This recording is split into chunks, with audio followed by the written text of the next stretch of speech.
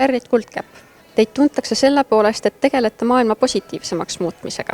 Aga julgeolek, mida see teie jaoks tähendab? Ma tõepoolest tänan. Osalesin sellel sündmusel, mis on tegelikult ülioluline, sest julgeolek määrab ära meie elus selle, kuidas me ennast tunneme oma igapäevaelukeskkonnas, töökeskkonnas, peres, oma riigis elades. Ja kui minu jaoks on julgeolek, võib-olla märgid, mis näitavad, et riigis on või linnas, piirkonnas on asjad hästi, on tegelikult see, kui sul ei ole väga palju sõjaväeüksuseid või siis sõjaväepatrulle väljas. Minu jaoks on ohumärk see, kui nad on liiga palju liikvel, et siis on see, et milles on küsimus.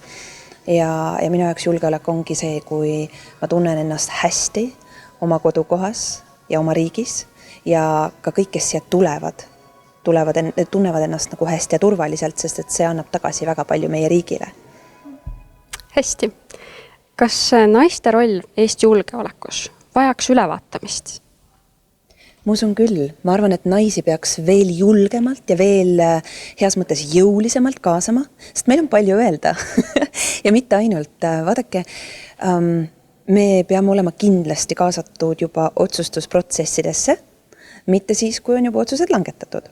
Täpselt samamoodi, kui me hakkame planeerima mingiski organisatsioonis mingit ettevõtmist, on see siis kriisiplaani koostamine, siis naise roll on tegelikult väga tugev ja väga suur, sellepärast, et tihtipeale on, organisatsiooni meesrollidel on juhtivpositsioonid ja naistele antakse aeg-ajalt ainult täidesaatev, aga väga hea on, kui me oleme ka otsuste juures, sest me võib-olla näeme maailma natuke teise nurga alt. Milline on teie arvates suurim oht Eesti julgeolekule tänases maailmas? Pigem on, minu jaoks on oht see, kui me langeme mingi meeletult suurega küberrünnaku alla, mis ei ole selline klassikaline küberrünnak, sest et me oleme ülemaailmselt tuntud kui e-riik, aga seal on nii palju ja nähtamatut ala, mis teeb natukene ärevaks. Ma tahaksin tohutult suurt rõhku pöörata võib-olla inimeste vaimsele tervisele, sellepärast, et sealt omakorda hakkab kujunema see, kuidas inimesed perekeskselt, sõprekeskselt ühiskonnas käituvad ja toimetavad. Kas nad on oht ühiskonnale või nad on nagu heas mõttes üks osa tervikust, kes nagu toetavad ja tahavad asja paremaks muuta.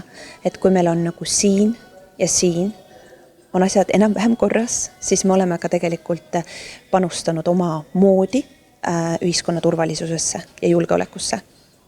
Suur aitäh!